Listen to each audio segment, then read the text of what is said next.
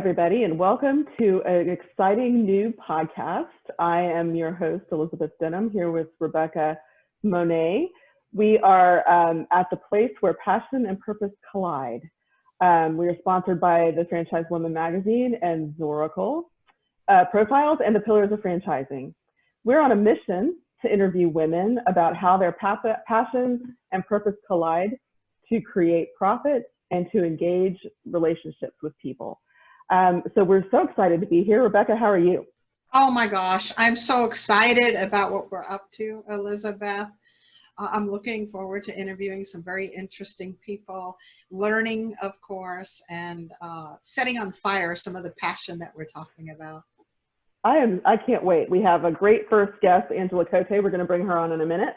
But first, we're going to start with a fun little segment called Roses and Thorns. So Rebecca, why don't you tell us what your roses, these are highs and lows of your week or the last week or two. What's been going on with you? Well, it's so interesting because the idea of roses and thorns could really almost be the same. So I had an experience this week that appeared to be a thorn, where I had a vendor, someone I had hired as an independent contractor, seriously disappoint me and ultimately still demand payment. And the kumbaya Rebecca that truly enjoys, people pleasing and doesn't want to hurt anybody's feelings and would pay even when somebody doesn't deliver, somehow found the courage and said, no, you didn't deliver. It was like an Uber driver who showed up 3 months late and still wanted to be paid. And, I had to find a different driver. So it was this thorn where I'm like, I can't believe she's even asking for this. And then there was this sense of power that I got to feel by saying, no, this is what our agreement was, and I'm not comfortable with it. So it was a wonderful feeling to be able to say no. Oh, what was yours? It really is. Well, mine has nothing to do with work. Mine, I take a walk every morning or afternoon, whenever I feel like I need to get out of my chair, and I think, that's when my creativity comes out sometimes, because I can just sort of put the computer aside and think my thoughts and plan my day and plan my content and things. And so I'm walking and I suddenly saw a black thing slithering in front of me that was about 6 feet long. Oh my goodness. And didn't register what it was right away. So I immediately jumped back, and the thorn was that it scared the heck out of me. But like you, it can also be a rose, because in the last 2 years, I've had ankle surgery with hardware and knee surgery to clean out dancer damaged knees. And I learned that I could 2 feet back, which was actually pretty exciting for me. I did not know that I could jump 2 feet anymore, because I avoid jumping at all costs and running. That's why I walk. So mine was a little, both purposes were served. I'm very excited to know I can jump if necessary. Oh my gosh, I would have probably just been up in the sky 6 feet. No, snakes are not my cup of tea. I would be running for the hills. So did you get a close look at it at all? Oh yeah, and I have a picture. His little head was lifted up like it was ready to strike. It was a black racer, so it was non-venomous, and I was pretty sure it was a black snake that was non-venomous. Having grown up on a farm, I'm pretty familiar with. We had a lot of different kinds of snakes. I still don't love them. I'm used to them, but I do not love them at all. So, so what are you the most excited about our first show? Oh, well, of course, our guest, Angela. Yeah. She's going to be fabulous. But I think what I'm particularly excited about is addressing this space of women in franchising. I think it's an underserved population, and I think we have a voice. And I love the idea of pulling women together to be encouraged and empowered and edified. So to me, this is just incredibly exciting. I agree. And I think that when you have the elements that we're focusing on, and we want to be the place where your passion and your purpose collide, but when you have those things, profit comes from that, relationships come from that. It all works together as a whole. And you have the 4 Ps, passion, purpose, profit, and people. Yep. And so being able to focus on that from a women's perspective, I think is so exciting. And I think Angela Cote has so much energy. We can't wait to bring her on after the first break. So in our first break is sponsored by Zoracle Profiles.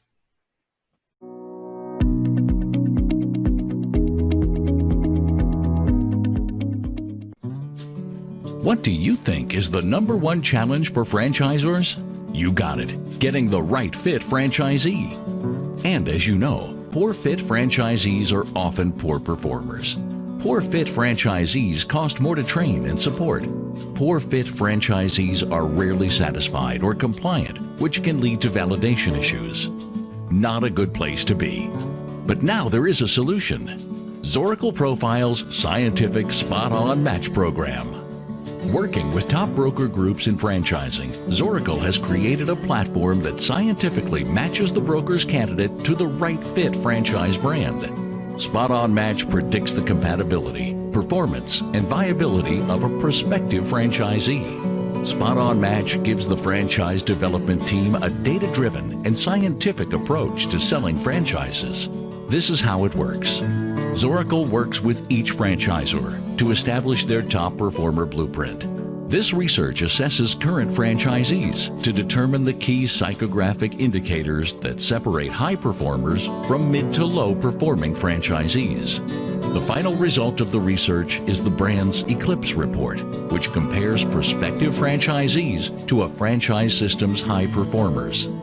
Finally, brokers are running a spot-on profile on each of their franchise prospects. These profiles are then scientifically bumped up against the franchisor's high performer algorithms, and the match process begins. Dashboards are built for the franchisor and the broker to make sure the process is smooth and trackable. Right fit matches instantly. Find out how you can be a spot-on match member. Save time. Stop guessing. Start matching. Call Zoracle Profiles.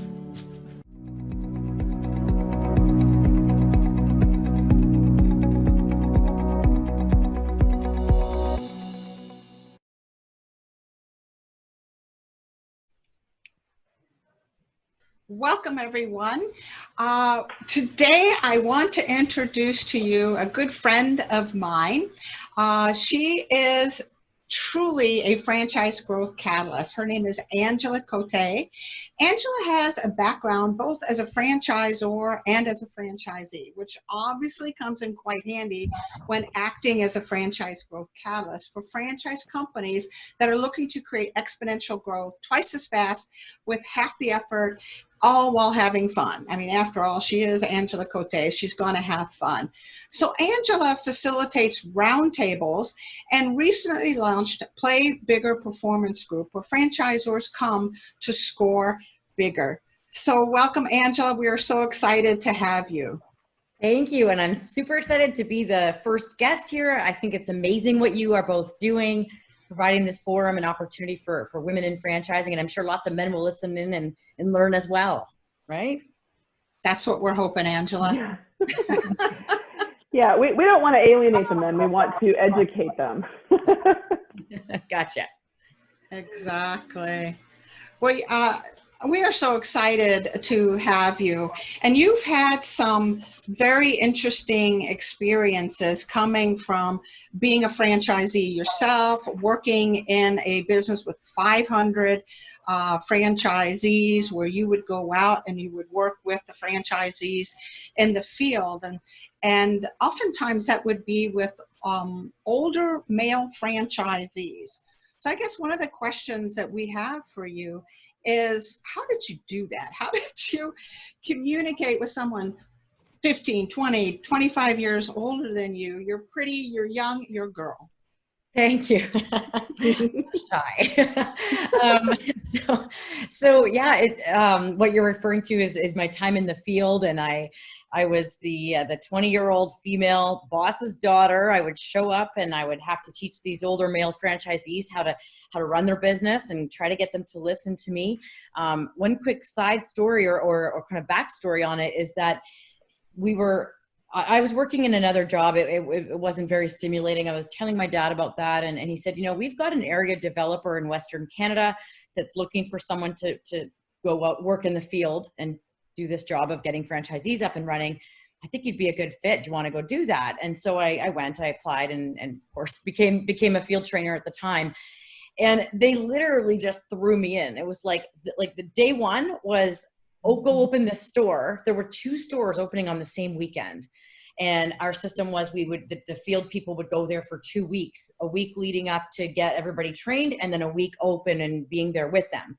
And just because I had grown up with it doesn't mean I knew how to open a store. I just knew how to work in a store and what the business was. So that was an interesting introduction to it. And so, yeah, I think, what happened was I realized right away that in order to get people to listen to me, and especially these older male franchisees who had invested their life savings, that I had to come at it with not the approach, maybe the opposite approach of what people would think. And I had seen this as the years went on with other people that would try to come at it as a more assertive, person with like, I'm coming to, kind of be more commanding. I figured out right away that wasn't going to work. And so it was more of a listen to the franchisee, let them, tell me what they think first. Often that would enable them to sort of build their ego up a little bit if that's what they needed. Because do they really want to listen to this, young female, 20-year-old boss's daughter? So I would try to kind of give them that little bit of kind of credibility back to them, throw that back to them. And I think I tried to always incorporate the why, which is something we should always be doing in franchising. Actually, all of these things with franchisees, whether it's coming from a female young person or not, is to help them understand why we're saying what we're saying. A good example of that is I had a franchisee he always resisted a lot of things. I know, you're shocked to hear it, right? A mismatch, right? This one franchisee, I know. Never experienced that. Yeah, I remember I would show up to work with him, and I'd get there once he was already open, and he'd be wearing blue denim jeans, and that was not part of our uniform. Mm-hmm. And I would have to figure out how to tell him that, how to get him to not just laugh me off and just ignore me. And so what I would do in that situation is help him understand that if we let you break the rules, then does that mean that none of the rules really matter here? And another franchisee over in the city, 20 minutes away, can also break the rules. And now they're doing something that's negatively impacting your brand. And so this is all about protecting your investment, right? So it was really making sure that they understood why and creating that buy-in. And then lastly, really just having to work really hard. Yeah. My dad said to me, he said, he put the fear of God in me. He's like, you're going to have to work, twice as hard because everybody's watching you because you're the boss's daughter and you're young and you're female. He actually said, you got 3 strikes against you, young female and boss's daughter. Yep. So working hard really helped too. So that would be some advice I would give people in that situation. Well, I think that's so important because what that does is build credibility. And it sounds like the answers that you were giving were ways he could provide value instead of a criticism. You're putting it in a way that he's going to benefit the brand as a whole and not making it all about him, which I think, as young as you were, was incredibly wise. So to build on the advice that you're talking about, I don't know that everybody has that instinct, we call it how to work people. My dad can work people into any decision he wants them to make.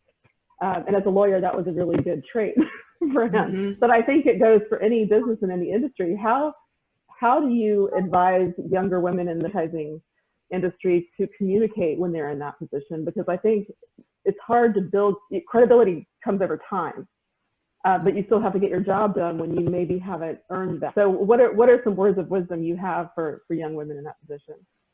Yeah, I would say to really accept a little bit of vulnerability. I think that kind of like I was saying with the ego, when you can get the person on the other side to let their guard down a little bit, they're going to be a lot more likely to listen to you. So I think instead of coming in assertively or aggressively and acting like you know more than them, I think come in with that sort of, I'm here, I'm also learning as well. but yet then like provide the value, demonstrate some level of knowledge and wisdom, or not, maybe not wisdom yet, but some level of sort of knowledge so that they can see that you do actually know something. But definitely that, and then the working hard, I think just those things are what I would recommend people to think about doing for sure. Young women, especially young women. Yeah. Well, that humility that you talk about that says, I don't know it all. I too am learning. I'm here to share things I have learned from being in the business. I guess I call it humility and transparency. Transparency too. Yeah. Yeah. Builds that credibility, no matter what age. Like you said, your dad made it clear you have 3 strikes against you. So you had to work a little bit harder. So, yeah.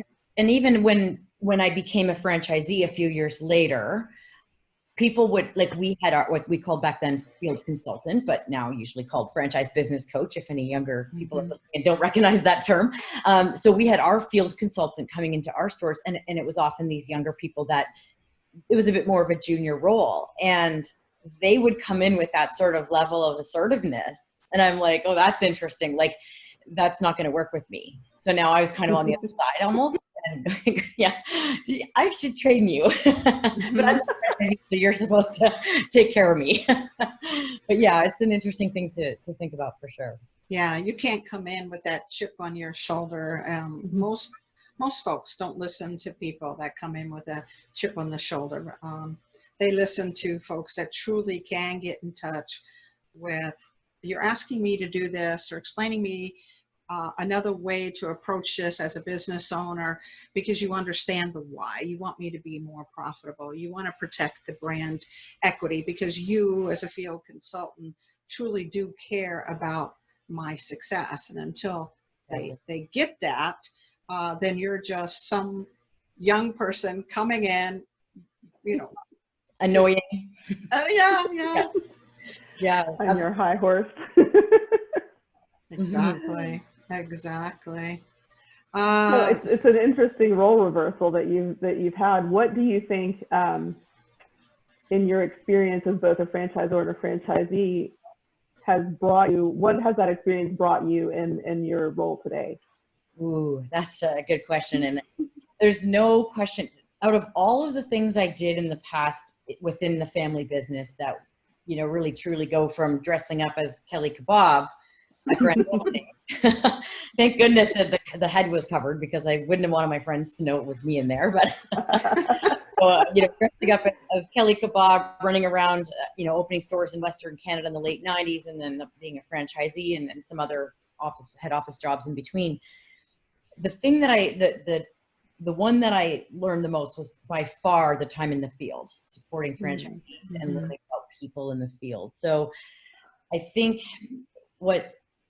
I'm super, super blessed that I had that opportunity, because what I see in franchising a lot is a lot of emphasis on the technical side of supporting franchisees. And even when it comes to getting a franchise up and running, people come to me for that as well. They want to franchise their business. That's pretty straightforward. Like, it's a lot of work and lots to think about, but it's a sort of a formula to go through and then steps to take.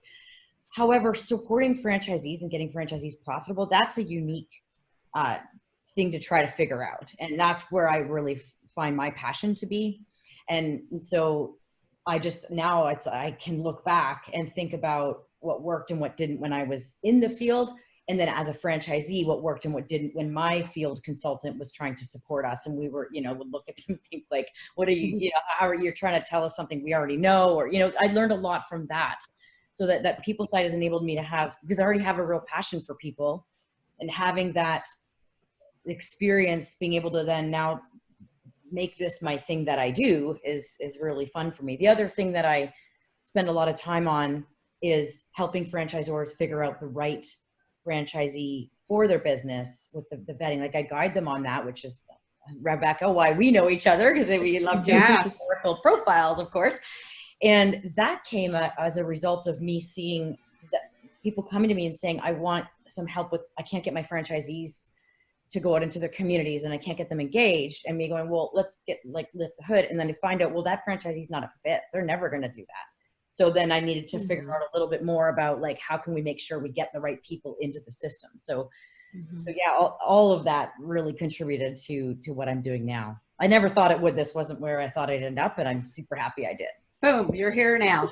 So, I like the focus that you have, which is ROI. It's about profit, but the other components are important.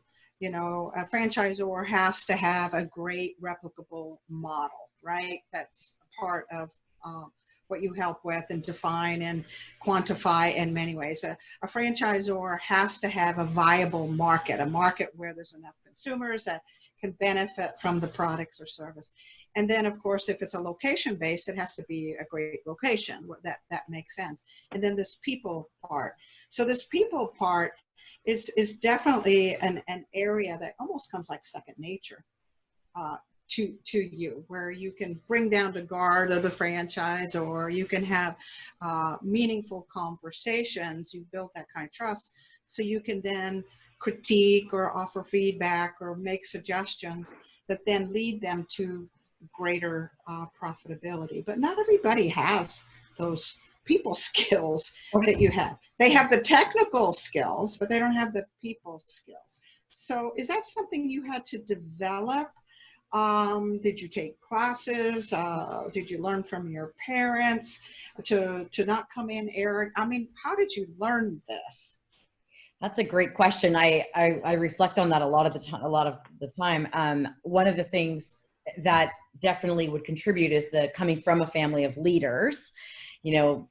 Both my parents being leaders, my dad building this business. My mom was involved in the earlier stages until they separated, but then my mom going out into the community and really establishing herself as a leader, more of like an unsung hero kind of leader, quiet confidence, but doing good things and stepping up and taking action. So a lot of role modeling there, my brother as well. But as far as becoming a leader goes, when I think back to like when I was a 25-year-old franchisee, and now I realize how young that was. And that was a struggle, and we can talk about that as well if you want. And I think like I didn't know that I don't think I had all the leadership skills I needed to have. I think everything that I have is either from back then anyways, I grew up with some good influence and then put myself into the position that I had to figure it out. Not good for everybody, but since then have definitely done a lot of work over the past, especially the past few years since I started doing what I do now to support franchisors. Leadership is so critical. And so I've, done a lot more professional development, just through research and that sort of thing, books and podcasts and that sort of thing. So I think it's really important that we're always growing. And yes. When I realized that this being a leader was a skill I needed to, or like, it's not one skill, but that I needed to make sure I was understanding would be helpful. That's when I started putting more attention to it. But I will say it's interesting because when I read about good leadership, I'm like, I think I do that. Oh, good.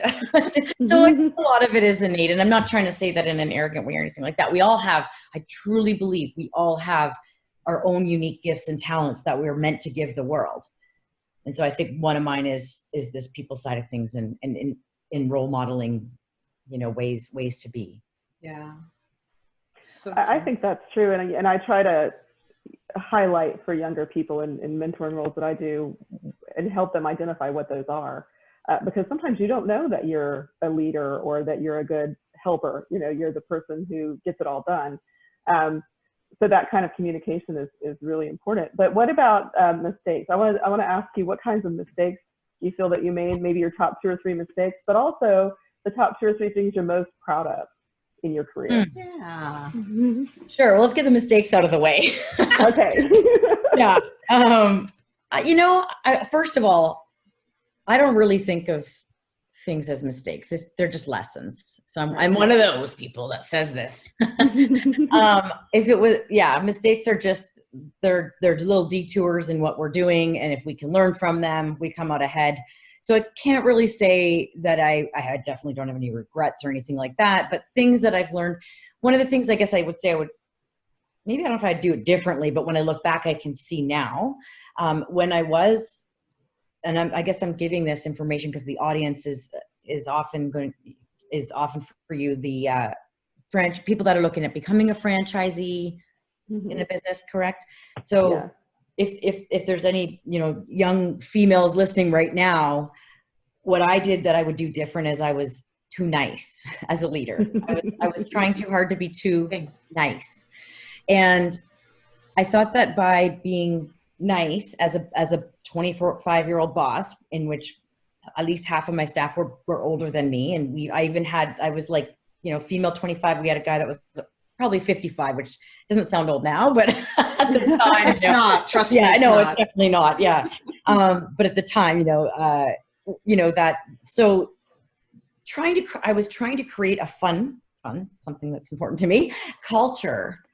And I don't think I just didn't know how to do that. I don't think I realized I didn't know how, but I think I was just trying to be sort of nice, and let's make this fun and collaborative and all that. And what I would do differently now is if I was in that role is I would still put value on accountability and some boundaries that I didn't put in place that would help people. I think people respect, and especially this was an entry-level job for my employees. So they were probably needing and wanting those boundaries. So to have had the confidence and even just to know to do this, to have some, level of accountability, and being able to, have like sort of consequences to that accountability that everybody would share. I think that would be one of the big things. It's great advice. Yeah. Wow. I think it's also a feminine trait. That people pleaser, want to be like kumbaya, we're a big family, that you were trying to create, but some of the mistakes were a lack of accountability, which has people break rules. They don't even know there are rules, right? Exactly. But what happened then as a result of that was we ended up with staff that were acted very entitled and complacent, they didn't want to work hard and all these things. And so, we had to figure out how to, and my husband was working in the stores with me at the time. When I say we, that's who I'm talking about, but we had to figure out how to rein people back in then. And so sometimes you have to just clear the slate and start fresh. And I think we maybe even had to do that and maybe kept one or two of them out of the group. But yeah, that's probably one of the bigger, earlier mistakes or lessons that I learned as a young female, boss, I guess. I think what did you ask me? What I'm also most proud of? Yeah. Yeah. If we're going to ask you what you did wrong, I want to know what you did right. Yeah. Yeah. I got more things I'm proud of for some reason, but maybe that's because I don't look at it as mistakes, as I said. Right. Something that I'm really proud of is when I changed the direction of where I was going in my life. So when I became a franchisee, that wasn't my plan at the time, but it was a great opportunity for me and I learned a lot doing it. But at one point I finally kind of felt like I was getting restless and I needed to do something different. And this was maybe around 15 years in. And my husband was running our stores. My kids were getting a bit older. And I took the time, and Elizabeth, you said it a few minutes ago, and I think Rebecca might have touched on it as well. I took the time to get clear on what were my strengths. And the way I did that, and I think this is a tip or trick everybody can do if you're trying to figure this out, is go to your people in your network that love you, or even like a colleague that knows you well from whatever you're doing. Ask them, what do you think are my top traits? What do you see in me? So I did this with about 5 or 6 different people, like family members and whoever I could think of that made sense, and realized there were some commonalities. And then I did the Strengths Finder test, which helped. Yeah. And so I got clear on my strengths. And I actually got some help with a career coach as well that I invested a little bit of money in, and realized that I knew I liked, the idea of creating, found out all these things about myself that were there, but it just sort of had to get dusted off. And and put myself out there. Back then I called myself a franchise consultant because I didn't know that actually might mean broker. And now I franchise growth catalyst, but I started walking around with a business card saying I'm a franchise consultant. And I didn't know what I was going to do, but I'm proud of the fact that I took control of that when I wasn't feeling right, and didn't just keep cruising along unhappy. Because I was cruising for a little bit, probably longer than but my kids were a little young, so that's my excuse. But if you're cruising, stop, reflect, be introspective, figure out what you're good at, ask your friends, like I said, colleagues, whatever, do some strengths finding testing, whatever, and then take the action. And I did it. And I have, sort of failures even from when I did that. Not really regrets, but lessons. And landed where I am now. I'm super happy with what I'm doing. And if I hadn't done all that, I would never have known this. So I think a lot of people just get stuck in there. I actually try to help people take those leaps a lot of the time. When I, talk to people and they're kind of repeatedly talking about frustrations at their job or something, I'm like, well, you're not too old to change. I was 38 when I thought I felt like I was too old to do a whole new thing. Now I think I could do it again in 5 years if I need to, or want to, or 10 years or whatever. You're never stuck. So I think what I'm most proud of is that. And then also the fact that I did this without my dad. I love my dad, but everything till then was completely handed to me on a silver spoon, because he made this big fuss about me working hard and being a role model to other people in the company. But this had nothing to do with, something he told me to do or suggested as a mentor or anything like that. I did this on my own, and I feel like I'm in the spot I should be, as opposed to, say, having tried to take over the company or something like that. Yeah, so exciting. Wonderful things to be proud of, and great advice spun in between of stopping, reflecting, getting feedback from others that we respect or know us well, to discover who we are and express it. And then secondly, to not be afraid to take the risk to reinvent yourself and to try something new. Even if you didn't know exactly what it was going to look like, that would come. You could always course correct. And that kind of willingness and courage, I applaud. Great job. Thank you. I just believe so much that when we figure out what we're good at and we do that thing and we work in that, and I didn't even know, I knew I loved being around people. I knew I liked teaching and training and coaching, but I didn't know what that meant. And over time, it's within what you're doing, find how you can do that. It's once you're tuned into it, it falls more into place. So I think knowing what you are good at and what gets you excited and all that, and then go there, and then you'll see it. Yeah, agreed. Yeah, I think one of the things I talk about in some of my personal writing is embracing your own reality and self-awareness.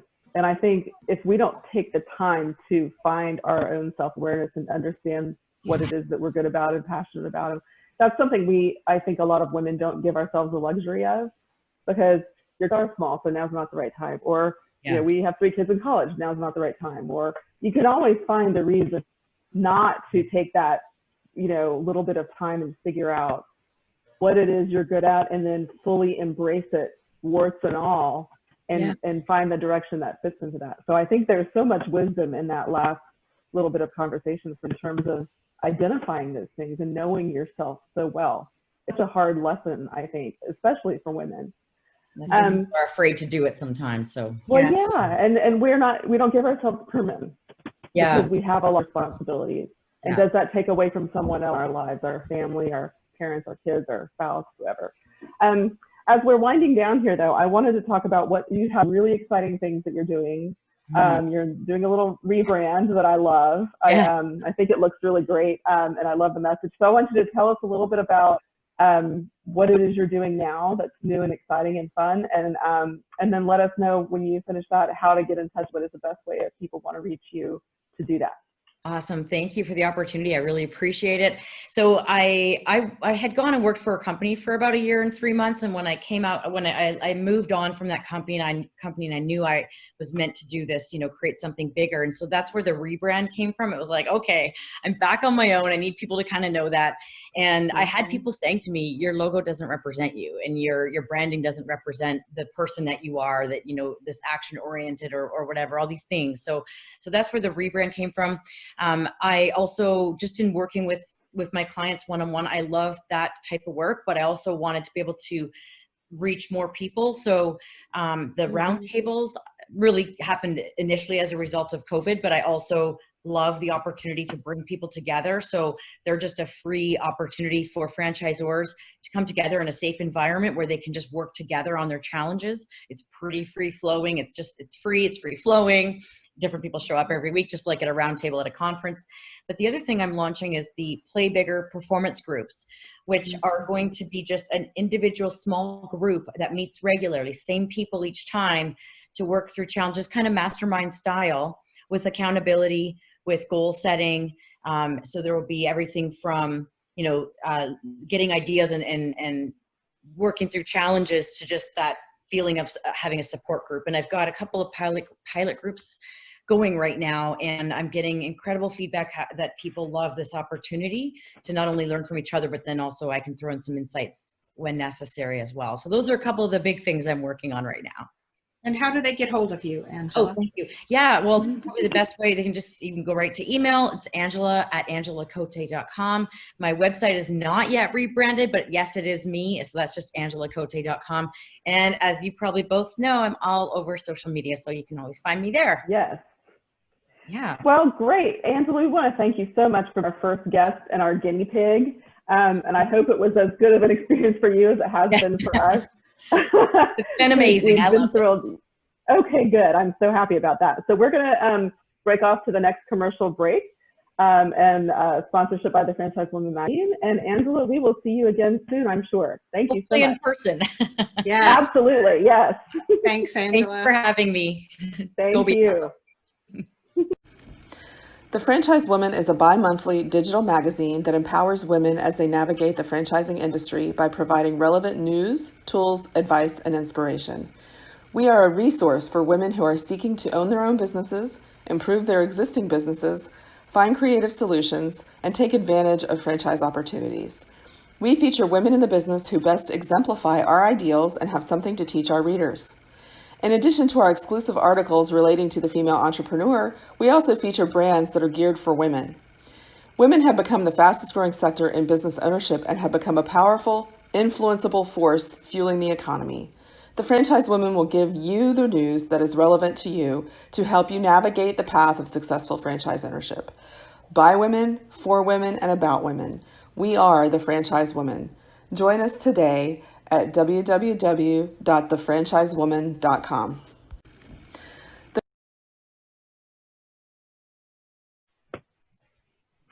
Welcome back to the place where passion and purpose collide.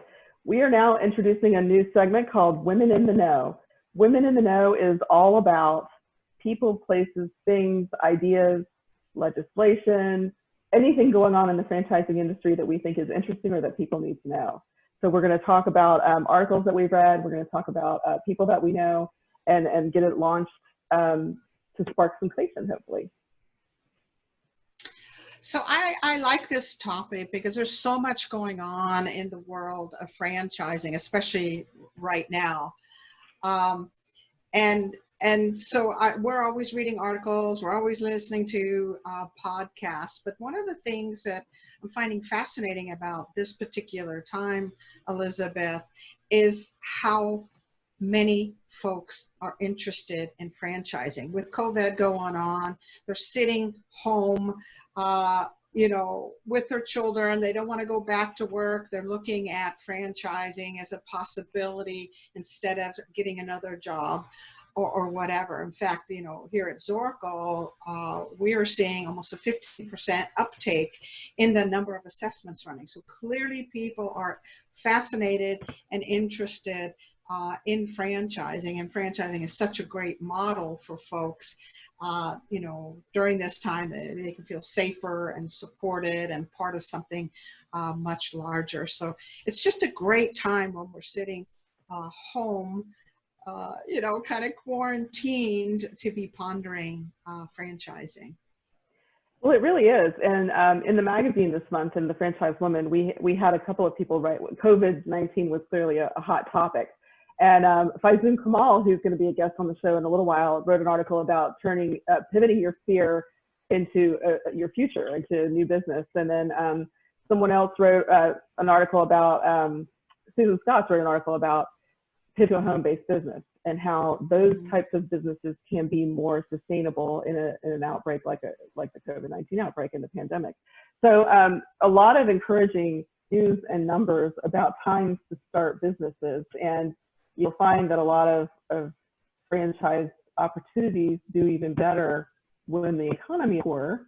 Yeah. So you have a lot of experience with that, don't you, Rebecca? Oh my gosh, yeah. Franchising thrives during recessions. Innovation thrives during crises. So this is a great time to be pondering getting into business. You're furloughed, you're laid off, or you're just going, you're self-reflecting and you're saying, do I really want to go back to the four walls of a big corporation? Maybe I can do, like you said, something home-based or man in the van sort of thing, or something non-location based, service-based. So yeah, franchising thrives under these environments and brings out the best in the franchisor, and it's a wonderful time for folks who may in the past not considered, and now all of a sudden are pondering their lives, pondering their future, wanting more control of their lives. Well, and one thing you and I have talked about is that when you do go through crisis and you're a franchisee, you're not going through it by yourself. You have the support system of the franchise system. You have the franchisor who's working hard to make sure that you survive through a pandemic, that you've got resources, you've got people to talk to. Everybody's networking online now. I know of franchisors who are meeting with their franchisees, up to 6 days a week in the early stages of the pandemic, and now are whittling it down a little bit. But that's a huge relief psychologically, I think, to a lot of people in business, don't you? I think that's an excellent point. When you're in business for yourself and you're going through a crisis and you're having to figure it all out, how to pivot, how to market, how to do things in such a way that you don't lose employees. When you're going through a crisis like that, it's very difficult when it's all on your own shoulders. But when you're a franchisee, a franchisor is figuring out many of those things for you so you can focus on the actual running of the business. They're going to war for you. They're defending you. They're doing what's necessary innovatively to get things back on track. So yeah, I totally agree. So that's one of the greatest benefits of being a franchisee. Yeah, well, and controlling your own destiny. Maya has bought a franchise before the pandemic hit, but in large part, it was due to wanting to control his own destiny and not work for someone else. So the opportunity may land in your lap when you're not even looking for it during a crisis, knowing that maybe you realize you weren't as happy as you thought you were, or that there's something that you can have a little more control of. The harder you work, the more you're going to make. There's a cause and an effect that I think is appealing to a lot of people. And now, why not try it? Why not? Why not? It's funny, I was talking to a lady earlier today, and she was talking about this sense of fulfillment, that when she goes day in, day out to a job, even though she's paid well and she's appreciated and she's doing good work, there's something inside that's missing, right? And that probably goes back to what the franchise woman and all that we're talking about is what's her true purpose? What's her true passion? And so she's thinking about that. What's the legacy I want to leave? What purpose does my life have? And how can I fully and completely express it? Ideally in a business where I have a livelihood, I have a profit. So we're all thinking of those things right now. And franchising is so ideal to express those parts of us. I agree. And next week, the Women Know is going to talk all about marketing and how you do that in the time of pandemic and crisis and how you transition back to a more normal state. So that's something to look forward to for next week. Yay, I can't wait to hear. Marketing's such a big part of what any franchisor does and franchisee at his local level does. So. Hey, Elizabeth, I'm so excited about this. It's the Ask Beck and Liz show, let's call it. So think of it as a Dear Abby or a Dear Ann Landers. Throw us your questions, anything related to the world of franchising, franchisee, franchisor, relationship business building questions that you might have.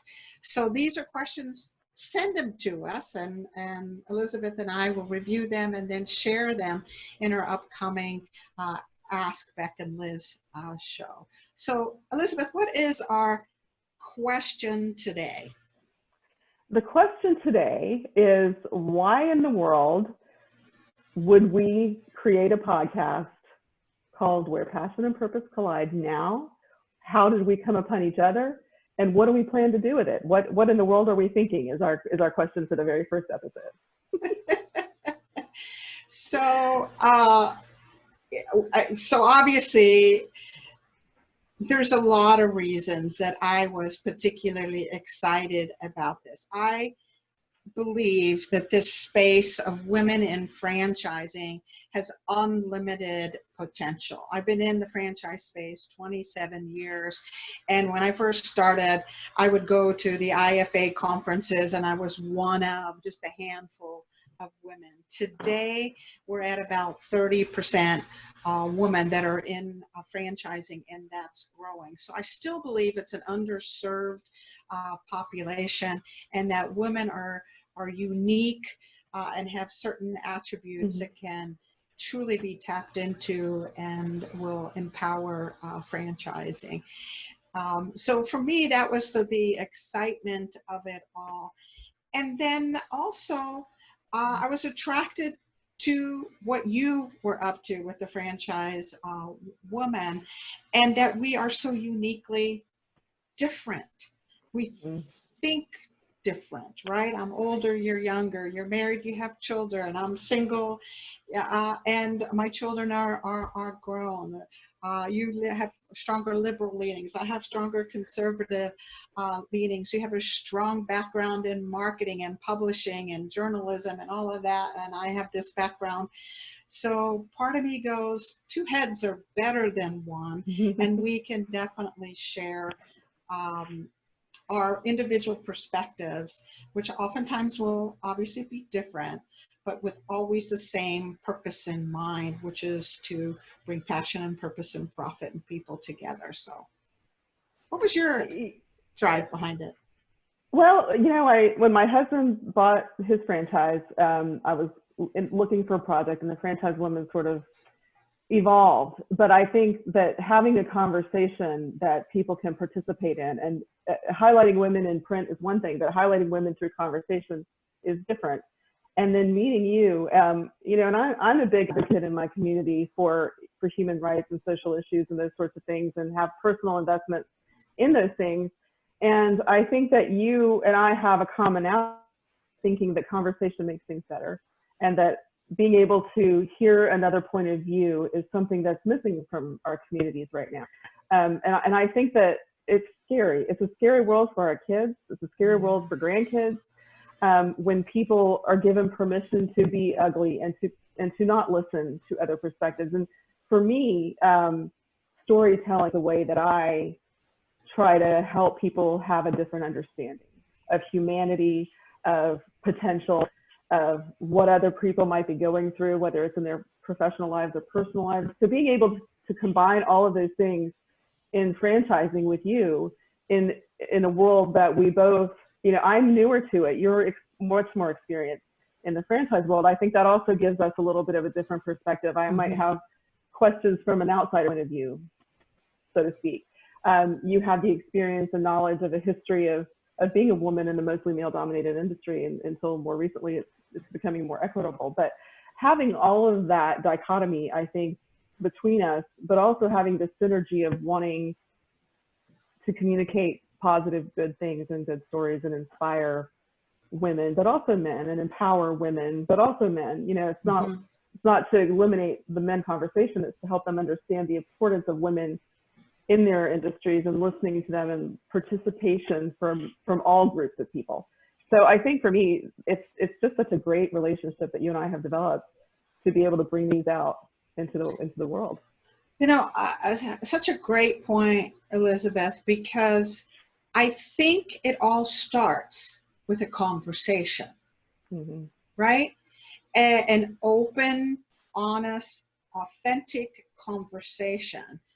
You coming from your world and your beliefs and your successes and your view, and me, similar, having an open dialogue, being open to being asked anything, and then we provide our view, neither right nor wrong, just different, but it's a space that we're holding open for one another and for our audience, men and women, to say, let's talk to one another. Let's get to know one another. Let's understand one another. And I agree with you. I think from that, who knows what can happen when we at least see each other's perspective.